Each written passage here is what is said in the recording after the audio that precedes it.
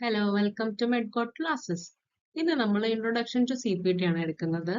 ഇതിൽ എന്താണ് C P T course എങ്ങനെയൊക്കെയാണ് യൂസ് ചെയ്യുന്നത്, എന്താണ് ഇതിൽ മെയിൻ ആയിട്ടുള്ളത് എന്നൊക്കെയാണ് നോക്കുന്നത്. സോ വീഡിയോ ആരും സ്കിപ്പ് ചെയ്യാതെ കാണാം. Okay, so what is C P T? C P ടിന്റെ ഫുൾ ഫോം എന്താണ്? Current procedural terminology. ഇതൊരു ക്വസ്റ്റ്യൻ ആയിട്ട് തന്നെ വരാറുണ്ട്. അപ്പം അതിന്റെ ഫുൾ ഫോം എന്തായാലും അറിഞ്ഞിരിക്കണം. അതായത് കറന്റ് പ്രൊസീജിയർ ടെർമിനോളജി എന്ന് ചിലപ്പോൾ കൊടുത്തു കഴിഞ്ഞാൽ അത് കൊണ്ടുപോയിട്ട് ആൻസർ ആയിട്ട് മാർക്ക് ചെയ്യാൻ പാടില്ല. Because it's current procedural terminology. നമ്മൾ ഇങ്ങനെ ടേംസ് എല്ലാം പഠിച്ചിരിക്കണം കേട്ടോ. അബ്രവേഷൻസ് എല്ലാം കറക്റ്റ് ആയിട്ട് അറിഞ്ഞിരിക്കണം. അത് ക്വസ്റ്റ്യൻ ആണ്. ഓക്കെ, ഇനി എന്താണ് സി പി ടിയിൽ നമ്മൾ പഠിക്കുന്നത്, അല്ലെങ്കിൽ എന്തിനാണ് സി പി ടി യൂസ് ചെയ്യുന്നത്? നമ്മൾ ഐ സി ഡി പഠിച്ചത് എന്തായിരുന്നു? ഐ സി ഡിയിൽ എന്ന് പറഞ്ഞാൽ നമ്മൾ ഡിസീസസ് ആണ് കോഡ് ചെയ്യുന്നത്. പക്ഷേ ഈ സി പി ടിയിൽ നമ്മൾ എന്തൊക്കെ മെഡിക്കൽ പ്രൊസീജിയേഴ്സ് ചെയ്തു, അതായത് എന്തെങ്കിലും സർജറി ചെയ്തു, അതുപോലെ diagnostic services including MRI, x-ray, CT, അങ്ങനെ എന്തെങ്കിലും ഡയഗ്നോസ്റ്റിക്സ് ആയിട്ട് എന്തെങ്കിലും ചെയ്തോ, ഇതൊക്കെയാണ് നമ്മൾ സി പി ടിയിൽ മെയിൻ ആയിട്ടും കോഡ് ചെയ്യുന്നത്. ആ സി പി ടിന്റെ ഫുൾ ഫോമിൽ തന്നെയുണ്ട് കറന്റ് പ്രൊസീജിയറൽ ടെർമിനോളജി. എന്താണോ അടുത്ത് പ്രൊസീജിയേഴ്സ് ചെയ്ത് എല്ലാ പ്രൊസീജിയേഴ്സും നമ്മൾ സി പി ടി കോഴ്സിനാണ് എടുക്കുക.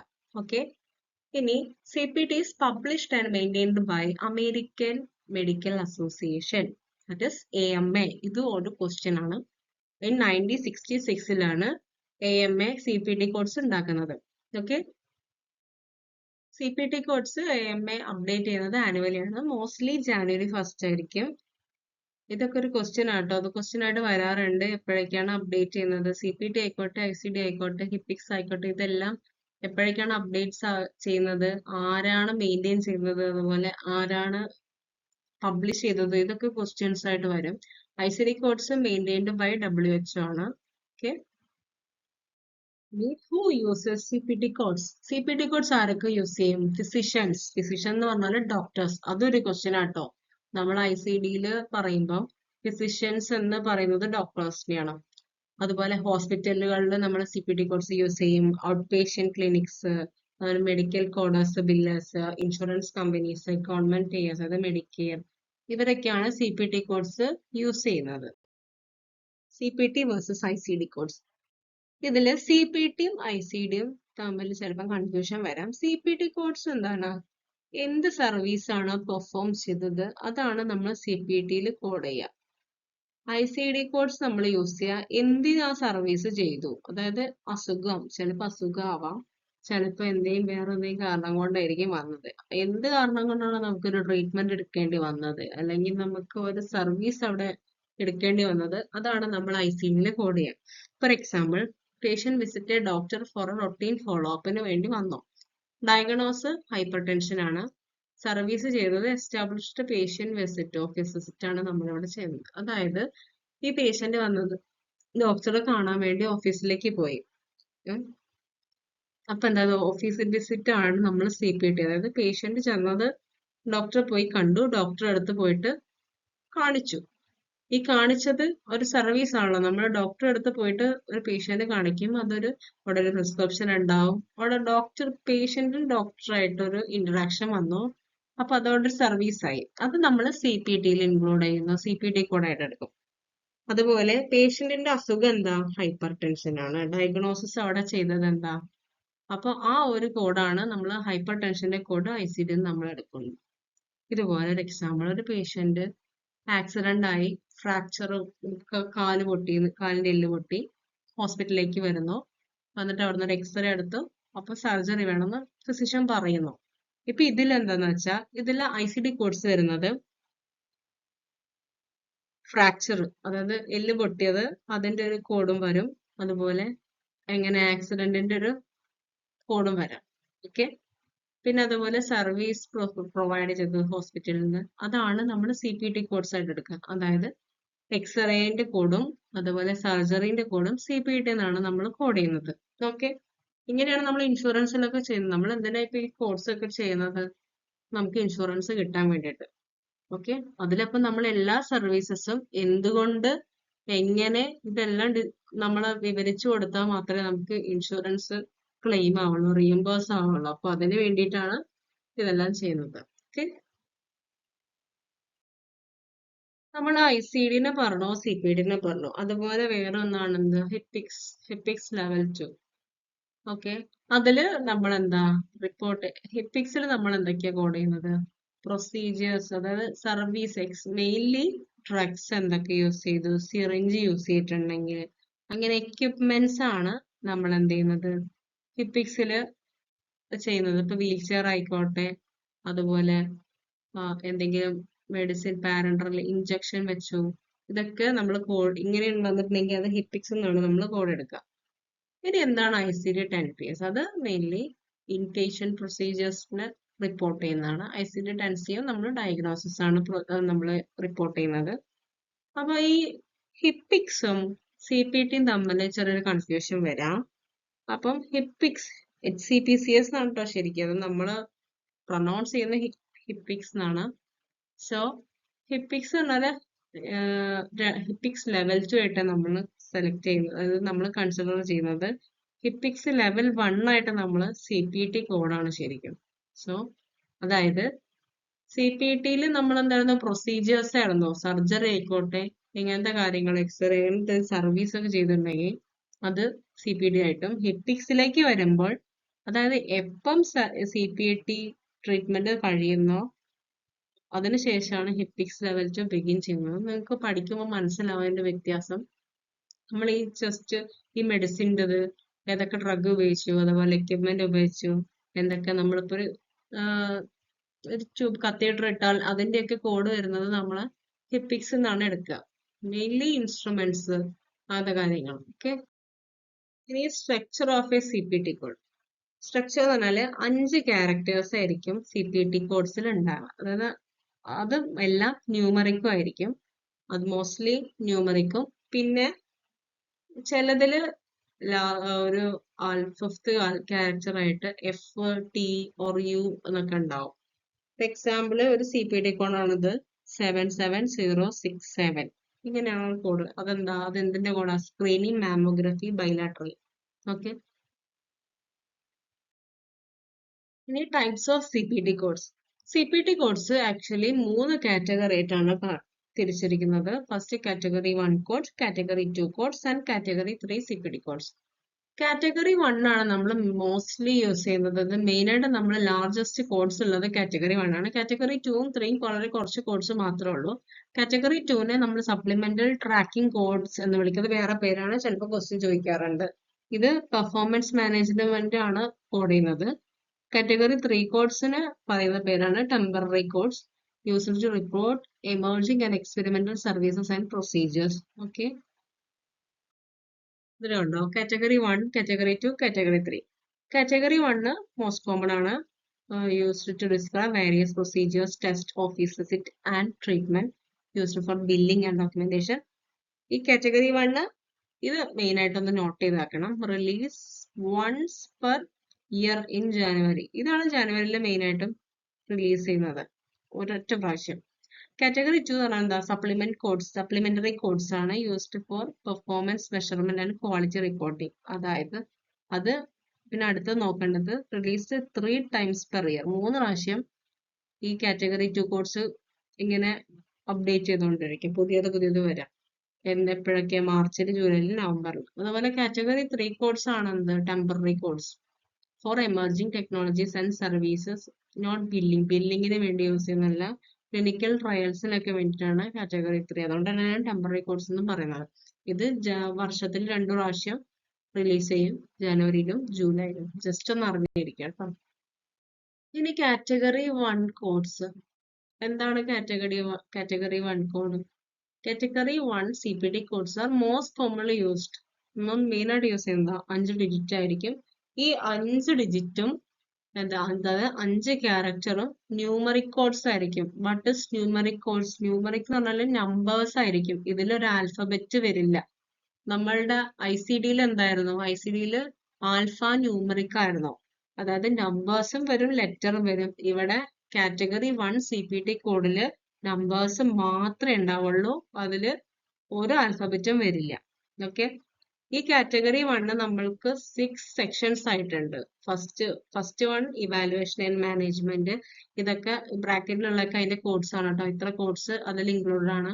അടുത്തത് അനസ്തേഷ്യ, ഇതിന്റെ കോഡ് റേഞ്ച് ഇവിടെ കൊടുത്തിട്ടുണ്ട്. സർജറി, ഈ സർജറി എന്നുള്ള ഒരു സെക്ഷൻ അതിൽ കുറച്ചധികം സ്മോൾ ഗ്രൂപ്പ്സ് ആയിട്ട്, അതായത് area wise, body system wise നമുക്ക് വേറെ തന്നെ കോഡ് ചെയ്യേണ്ടത്. അതുകൊണ്ടാണ് 10,000 സീരീസ് ടു 16, അത് മോസ്റ്റ്ലി 70,000 വരെയുള്ള കോഡ്സ് എല്ലാം ഈ സർജറി, അതായത് ഓരോ സിസ്റ്റത്തിന്, അതായത് റിപ്രൊഡക്റ്റീവ് സിസ്റ്റം വേറെയാണ്, അതുപോലെ കാർഡിയോവാസ്കുലാർ, റീനൽ, ഇങ്ങനെയെല്ലാം വ്യത്യാസമായിട്ടുണ്ട്.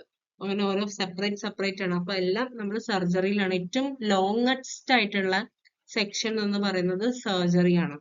ഓക്കെ, പിന്നെ ഉള്ളത് അടുത്തത് റേഡിയോളജി സെക്ഷൻ ഉണ്ട്. അതില് നമ്മൾ റേഡിയോളജി എന്ന് പറയുമ്പോൾ മനസ്സിലാവല്ലോ, റേഡിയ, അതായത് എക്സ്റേ, അതുപോലെ അൾട്രാസൗണ്ട്, MRI, പെറ്റ് സ്കാൻ, ഇതെല്ലാം ഇതിനെ പറ്റി ഇതെല്ലാം കോഡ് ചെയ്യുന്നത് നമ്മൾ 70,000 സീരീസ് എന്നാണ്. ഓക്കെ, പിന്നെ പാത്തോളജി ലബോറട്ടറി, അതായത് നമ്മൾ എന്ത് ടെസ്റ്റ് ചെയ്താല് അതൊക്കെ നമ്മൾ 80,000 സീരീസ് എന്നാണ് എടുക്കുന്നത്. നെക്സ്റ്റ് ലാസ്റ്റത്തെ സെക്ഷൻ നമ്മൾ മെഡിസിൻ ആണ്. ഓക്കെ, മെഡിസിനിൽ വാക്സിനേഷൻ കൊടുത്തതും കാര്യങ്ങളൊക്കെ ആയിരിക്കും. അതും വരുന്നത് 90 സീരീസിലാണ്. ഇവിടെ വേറൊരു സംഭവം എന്ന് വെച്ചാൽ നമ്മൾ 90 സീരീസ് ടു 99, 199 വരെ, അത് കഴിഞ്ഞ് കഴിഞ്ഞാൽ, അതായത് 607 വരെ മെഡിസിനും ENM-ലേക്ക്, അതായത് ഇവാലുവേഷൻ മാനേജ്മെന്റിന് ENM എന്നാണ് പറയാം. അതില് ചിലത് കുറച്ച് ഏരിയ മാത്രം കോഡ്സിൽ വ്യത്യാസമുണ്ട്. അതായത് ചില ഏരിയ മെഡിസിനിലും ചിലത് ENM-ലായിട്ടാണ് വരുന്നത്. ഇപ്പൊ നിങ്ങൾക്ക് ഇവിടെ നോക്കിയാൽ മനസ്സിലാൻ പറ്റും. 99202 തൊട്ടിട്ട് 99499 വരെ ENM-ലാണ് കിടക്കുന്നത്. പക്ഷെ ഇവിടെ നോക്കിയാൽ മതി, ഈ 99500 ടു 99607 വരെയുള്ളത് മെഡിസിനിലാണ് കിടക്കുന്നത്. അത് നിങ്ങൾക്ക് ക്ലാസ് എടുക്കുമ്പോൾ മനസ്സിലാവും. ഇങ്ങനെ ഒരു സംഭവം ഉണ്ട്. മെഡിസിന്റെ, അതായത് ഇവാലുവേഷന്റെ ബാക്കി വരുന്നത് എവിടെയാ, മെഡിസിനിൽ കുറച്ച് കോഡ് കിടക്കുന്നുണ്ട്. അത് 99 സീരീസ് രണ്ട് സ്ഥലത്ത് വരുന്നുണ്ടെന്നാണ് മനസ്സിലാക്കേണ്ടത്. ഓക്കെ, ഇനി കാറ്റഗറി 2 കോഡ്സ് ആണ്. കാറ്റഗറി 2 കോഡ്സിൽ എന്താ, 5 ക്യാരക്ടർ ഉണ്ട്. അത് ആൽഫ ന്യൂമറിക് ആണ്. അതിൽ നമ്പറും ഉണ്ട്, ആൽഫബറ്റും ഉണ്ട്. ഓക്കെ, ഇതില് 4 നമ്പറും ഡിജിറ്റ്സ് ആയിരിക്കും. ലാസ്റ്റത്തത് F എന്നുള്ള ക്യാരക്ടർ ആയിരിക്കും. F എന്നുള്ള ആൽഫബറ്റ് ഇതിന്റെ കൂടെ ഉണ്ടാവും. ഇപ്പൊ എക്സാമ്പിൾ നോക്കൂ, 3008F. ഇത് എന്തിന്റെയാ, ബോഡി മാസ് ഇൻഡെക്സിന്റെ. BMI നമ്മൾ ഡോക്യുമെന്റ്, പേഷ്യന്റ്, ഇപ്പൊ ഒരു എക്സാമ്പിൾ നോക്കൂ, if doctor records a patient's body mass index during a routine checkup. ഈ ഒരു BMI നമ്മൾ കോഡ് ചെയ്യുന്നത് എവിടെയാ, കാറ്റഗറി 2 കോഡ്സ് എന്നാണ് നമ്മൾ എടുക്കുക. അതായത് F സീരീസ് എന്ന് പറയും. F സീരീസ് എടുത്താൽ മതി. ഓക്കെ, അതിൽ നിന്നാണ് എടുക്കുക.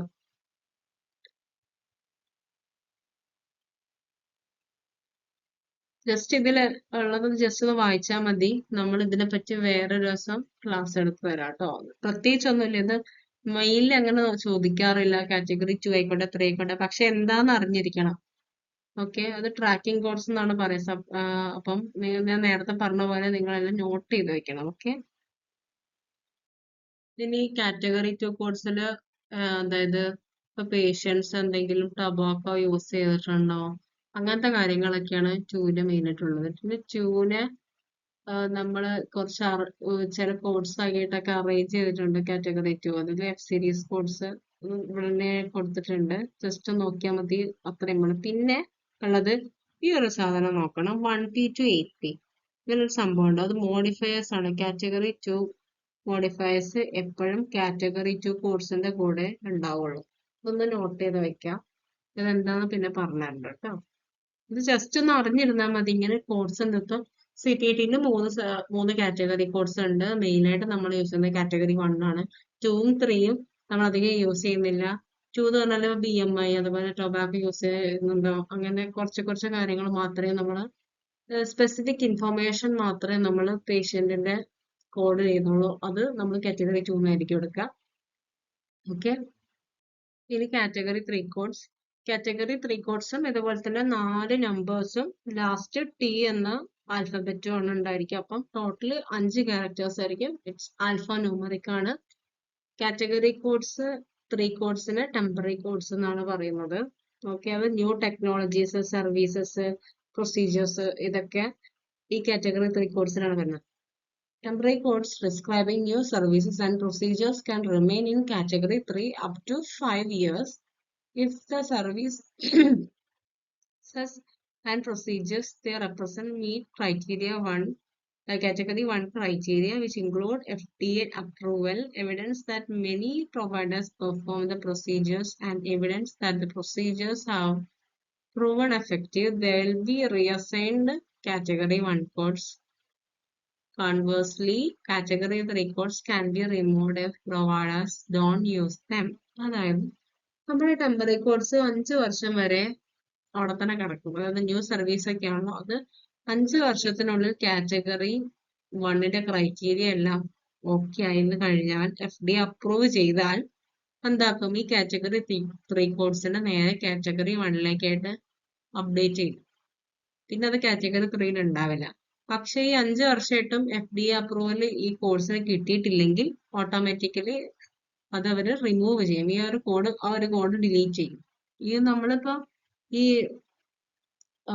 കോഴ്സ് നമ്മൾ CPT ആയിക്കോട്ടെ, ICD ആയിക്കോട്ടെ, ഇതിന് എല്ലാ വർഷവും ചിലത് ഡിലീറ്റ് ചെയ്യും, ചിലത് പുതിയ കോഴ്സ് ആഡ് ചെയ്യും.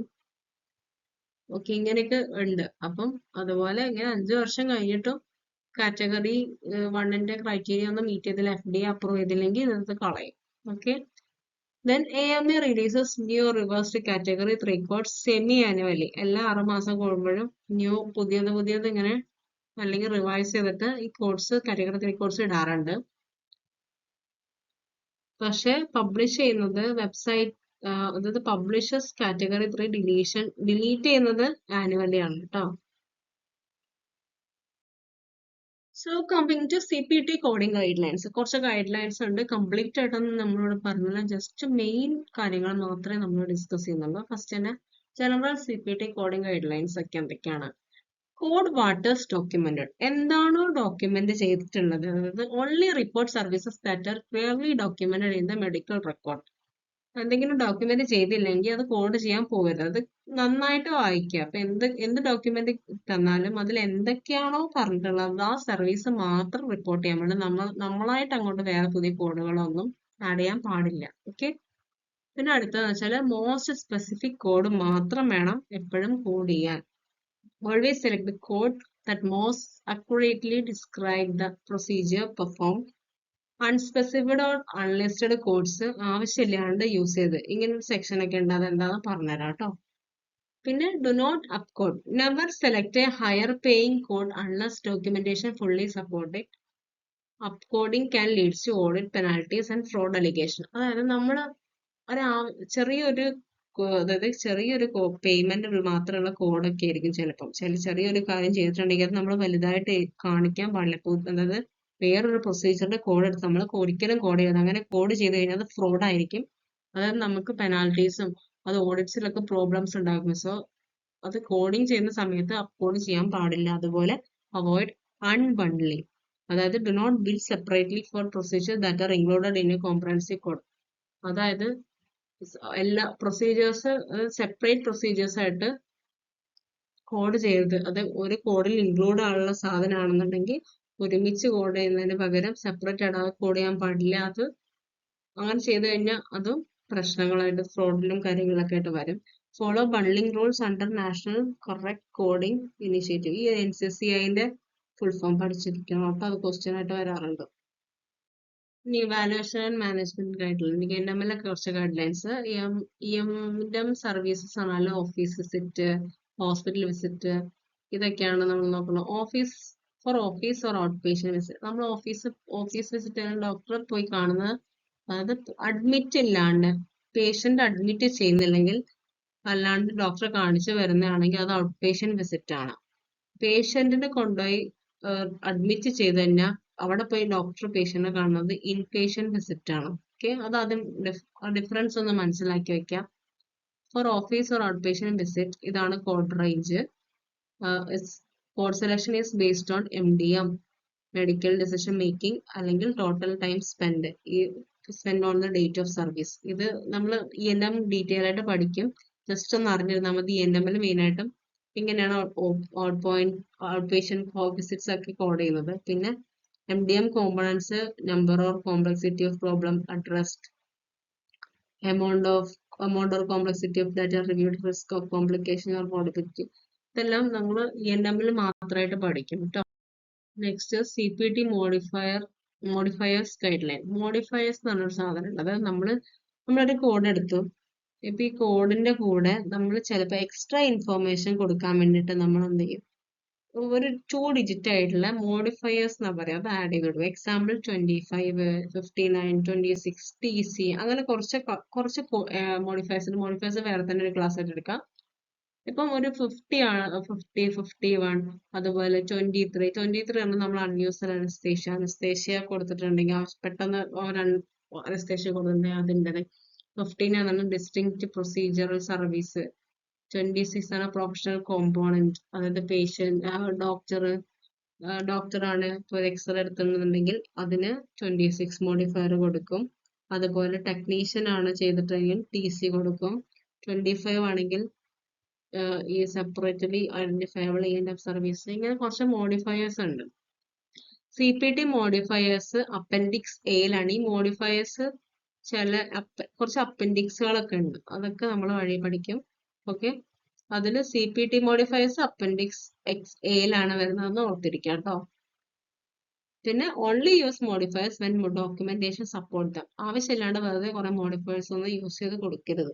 Okay, next add on codes. Code കൊടുക്കുമ്പോഴുള്ള guidelines. Add on codes പറഞ്ഞാൽ additional service performed with primary procedure. ഇപ്പൊ നമ്മളൊരു ഒരു പ്രൊസീജിയർ ചെയ്തു, അതിന്റെ കൂടെ തന്നെ നമുക്ക് വേറൊരു അഡീഷണൽ സർവീസും ചെയ്തിട്ടുണ്ടെങ്കിൽ അത് അഡീഷണൽ കോഡ് കൂടെ ആഡ് ചെയ്യണം. അത് ഒരുമിച്ച് ഒറ്റയ്ക്കായിട്ട് ബില്ല് ചെയ്യാൻ പാടില്ല, അത് കോഡ് ചെയ്യാൻ പാടില്ല. ഒരു പ്ലസ് സിമ്പിൾ, ഈ ഒരു പ്ലസ് സിമ്പിൾ കോഡിന്റെ മുന്നിൽ ഉണ്ടാവും. അതായത് ഇപ്പൊ ഒരു പാരന്റ് കോഡ് ഉണ്ടാവും, അതിന്റെ താഴത്തെ ഒരു പ്ലസ്, അല്ലാന്നുണ്ടെങ്കിൽ വേറെ എന്തെങ്കിലും കുറച്ചും കൂടെ വേണ്ട ഒരു പ്ലസ് കോഡ് ഉണ്ടെങ്കിൽ, പ്ലസ് ഉള്ള ഒരു കോഡ് ഉണ്ടെന്നുണ്ടെങ്കിൽ അതാണ് add on codes. Example primary പ്രൊസീജിയറും ആഡ് ഓൺ കോഡും ഫോർ എക്സ്ട്രാ വർക്ക് പെർഫോംഡ്. അതായത് എക്സ്ട്രാ വർക്ക് ഉണ്ടെന്നുണ്ടെങ്കിൽ നമ്മൾ ആഡ് ഓൺ കോഡ് കൊടുക്കണം. ഇതൊക്കെ നിങ്ങൾക്ക് കറക്റ്റ് ആയിട്ട് ഓരോന്ന് കോഡ് ചെയ്യുമ്പോൾ പറഞ്ഞുതരും കേട്ടോ. Next surgical package global period എന്ന് പറയും. അതായത് many surgical procedures include global period. അതായത് ചില കാര്യങ്ങളിൽ pre operative visit, procedure, post operative, ഇതെല്ലാം ചിലപ്പോൾ ഒന്ന് തന്നെ കോഡ് ചെയ്യേണ്ടി വരും. So you cannot separately bill services included in the global package unless appropriate modifiers apply. Okay, മനസ്സിലായില്ലേ? Next unlisted procedure code. അതായത് ചില കോഡ്സ് നമ്മൾ CPT കോഡിൽ അങ്ങനത്തെ ഒരു സർവീസിനെ പറ്റി തീരെ ഉണ്ടാവില്ല. അങ്ങനത്തെ സാധനം അങ്ങനത്തെ ഒരു കോഡേ ഇല്ല. അങ്ങനെയുള്ളതിനാണ് നമ്മൾ അൺലിസ്റ്റിലേക്കാണ് നമ്മളത് ആഡ് ചെയ്യാം. അധികം അൺലിസ്റ്റഡ് കോഡ്സ് 999, ലാസ്റ്റ് 999, ഏത് കോഡാണെങ്കിലും ഇപ്പോൾ 60,000 ആണെങ്കിൽ 6999 എന്ന് പറഞ്ഞാൽ അൺലിസ്റ്റഡ് കോഡായിരിക്കും. അങ്ങനെ നിങ്ങൾ പഠിക്കും, നിങ്ങൾ ടെക്സ്റ്റ് ബുക്ക് ആയിട്ട് ഫെമിലിയർ ആവണാണ്. ഓക്കെ, അപ്പൊ നിങ്ങളിത് കാണുമ്പോൾ നിങ്ങൾക്ക് മനസ്സിലാവും അൺലിസ്റ്റഡ് ആണെന്നുണ്ടെങ്കിൽ. ഇതിൽ വെച്ചാൽ submit supporting documentation include comparison, അതൊന്നും വേണ്ട, നിർബന്ധമൊന്നുമില്ല. ജസ്റ്റ് അറിഞ്ഞിരുന്നാൽ മതി അൺലിസ്റ്റഡ് പ്രൊസീജിയർ കോഡ്. ലാസ്റ്റ് ആയിട്ട് ഡോക്യുമെന്റേഷൻ ഗൈഡ് ലൈൻസ്. അതായത് ഡോക്യുമെന്റേഷൻ ഡേറ്റ് ഓഫ് സർവീസ് വേണം, പ്രൊവൈഡറിന്റെ സിഗ്നേച്ചർ ഉണ്ടായിരിക്കണം, പേഷ്യന്റ് ഹിസ്റ്ററി, എക്സാമിൻ ഫൈൻഡിങ്സ് ഉണ്ടായിരിക്കണം, assessment and plan, procedure details, medical necessities one of the most important. എന്തിനായിരുന്നു വന്നൊക്കെ കാര്യങ്ങളില്ലേ, അതൊക്കെ മെഡിക്കൽ നെസസിറ്റിയിൽ പറയണം. അതൊക്കെ കംപ്ലീറ്റും ഡീറ്റെയിൽ ആയിട്ട് തന്നെ കോഡിയിരിക്കണം. അപ്പൊ ഇത്രയേ ഉള്ളൂ ഇന്നത്തെ ക്ലാസ്. അതായത് നിങ്ങൾ CPT എന്ന് പറഞ്ഞാൽ CPT ആയിക്കോട്ടെ ICD ആയിക്കോട്ടെ എല്ലാം നിങ്ങൾ ടെക്സ്റ്റ് ബുക്ക് തറവായിരിക്കണം. നിങ്ങൾ ബുക്ക് ആണെന്നുണ്ടെങ്കിലും അല്ലാണ്ട് ടെക്സ്റ്റ് ബുക്ക് വെച്ച് പഠിക്കുകയാണെങ്കിലും എന്താണെങ്കിലും അതിൽ ഓരോ ഈച്ച് ആൻഡ് ലൈൻസ് നിങ്ങൾക്ക് അറിഞ്ഞിരിക്കണം. ഒരിക്കലും കാണാണ്ട് പഠിക്കേണ്ട ആവശ്യമില്ല. കാരണം ഇത് ഓപ്പൺ ബുക്ക് എക്സാം, നമ്മൾ മഗ്ഗപ്പ് ചെയ്ത് പഠിക്കണ്ട. ജസ്റ്റ് നിങ്ങൾ ഒരു തവണയെങ്കിലും മിനിമം നിങ്ങൾ ടെക്സ്റ്റ് ബുക്ക് എല്ലാം വായിച്ച് each and line every line വായിച്ചിരിക്കണം. കാരണം ഓരോ ലൈനിലും ചിലപ്പോൾ ക്വസ്റ്റ്യൻ കിടക്കും. അപ്പം ക്വസ്റ്റ്യനിൽ നിങ്ങൾ പോകുമ്പോൾ, നിങ്ങൾ എക്സാമിന് പോകുമ്പോൾ ചിലപ്പോൾ നിങ്ങൾക്ക് ഒരു ബുദ്ധിമുട്ട് വരികയെന്ന് വെച്ചാൽ നിങ്ങൾക്ക് അറിയില്ല ഇത് എവിടെയാണ്. നമുക്ക് അവിടെ ഇരുന്ന് ബുക്കൊക്കെ മറിക്കാം. പക്ഷേ അത് നിങ്ങളുടെ ടൈം അങ്ങ് പോയി കിട്ടും. കാരണം ഒരിക്കലും ചെറിയ ക്വസ്റ്റ്യൻസ് അല്ല നിങ്ങൾക്ക് കിട്ടാൻ പോണത്. ഒരുപാട് ലോങ് ക്വസ്റ്റ്യൻസ് ഉണ്ട്, ഷോർട്ട് ക്വസ്റ്റ്യൻസ് ഉണ്ട്. അപ്പം നിങ്ങൾക്ക് ഇതെല്ലാം വായിച്ച് അത് ഐഡന്റിഫൈ ചെയ്ത് ഓരോ കോഡിനും ഒരുമിച്ച് കോഡായിരിക്കില്ല ക്വസ്റ്റ്യനിലും ഉണ്ടാവുക. ICT-ന്നും CPT-ന്നും ഹിപ്പിക്സ്-ന്നും എല്ലാം ഒരുമിച്ചുള്ള കോഡ്സും വരും.